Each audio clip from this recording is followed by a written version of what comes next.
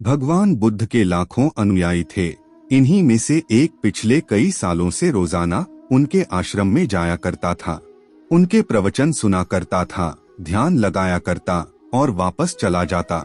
यह सिलसिला ऐसा ही चलता रहा, मगर एक दिन यह अनुयायी आश्रम नहीं आया और उसके बाद उसने आश्रम में जाना ही छोड़ दिया। बाकी कई लोगों की तरह बुद्ध ने भी यह महसूस किया कि उसका नियमित आने वाला अनुयायी का किसी वजह से अब आना बंद हो गया है। इस बात को कई दिन बीत गए।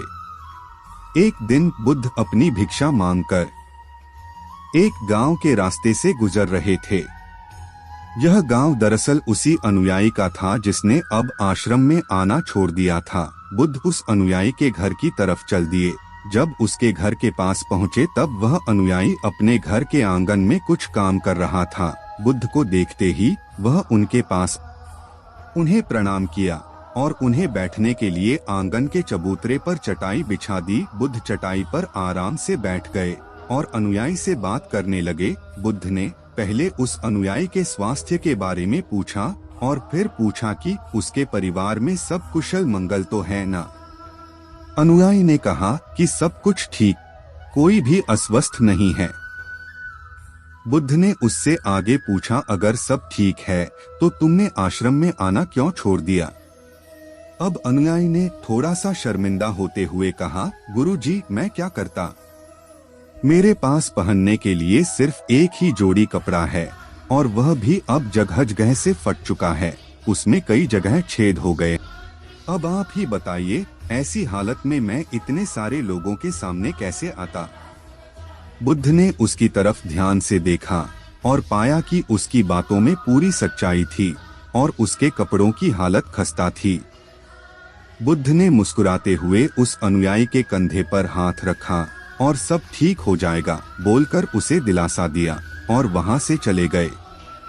एक बार बुद्ध जब प्रवचन दे रहे थे तो प्रवचन खत्म होने के बाद बुद्ध ने अपने एक धनवान अनुयायी को रुकने के लिए कहा। बुद्ध ने उससे कहा कि वह उनके गरीब अनुयायी को 2 जोड़ी कपड़े भिजवा दें। श्रीमंत अनुयायी ने उनसे वचन दिया कि वह अगले दिन जैसा उन्होंने कहा है वैसा ही करेगा। अगले दिन अपने वचन के मुताबिक श्रीमंत अनुयायी ने अपने नौकर के हाथों न सिर्फ उस गरीब अनुयायी के लिए बल्कि उसके पूरे परिवार के लिए 2-2 जोड़ी कपड़े भिजवा दिए। नए कपड़े पाकर गरीब अनुयायी और उसका पूरा परिवार बहुत खुश हो गया। अगले दिन से बुद्ध ने देखा कि वह अनुयायी फिर से आश्रम में आने लगा है। बुद्ध ने उससे पूछा कि अब तुम्हें कोई परेशानी तो नहीं है? अगर है तो बताओ। अनुयायी ने कहा, अब मुझे कोई तकलीफ नहीं है, बस कपड़ों की थी जो आपने हल कर दी। अब मैं बहुत खुश हूँ। बुद्ध के अनुयायी से पूछा, अच्छा बताओ तुमने अपने पुराने कपड़ों का क्या किया? अनुयायी ने कहा, हमारे ओढ़ने के कपड़े ओढ़ने लायक नहीं बचे थे, इसलिए मैंने अपने पुराने कपड़ों को उनकी जगह इस्तेमाल करना शुरू कर दिया। बुद्ध ने पूछा, फिर तुमने अपने ओढ़ने वाले कपड़े का क्या किया?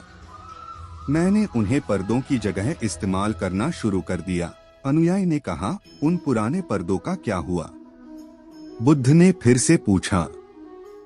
मैं उनके 4 टुकड़े करके चूल्हे से गर्म बर्तन उतारने के लिए इस्तेमाल करता हूँ। अनुयायी बोला, पहले गर्म बर्तन पकड़ने के लिए इस्तेमाल करते थे, उन कपड़ों का क्या किया? बुद्ध ने फिर से पूछा। मैं अब उन्हें घर में पोछा लगाने के लिए इस्तेमाल करता हूँ। अनुयायी ने जवाब दिया।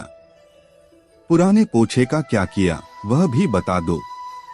बुद्ध ने अगला सवाल पूछा।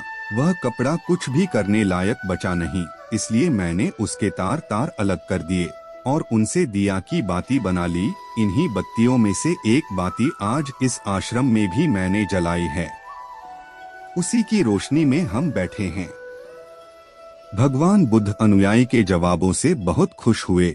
उन्हें इस बात का काफी संतोष हुआ कि उनका अनुयायी किसी भी वस्तु को अच्छी तरह से इस्तेमाल करता है और हर वस्तु की कदर करता है।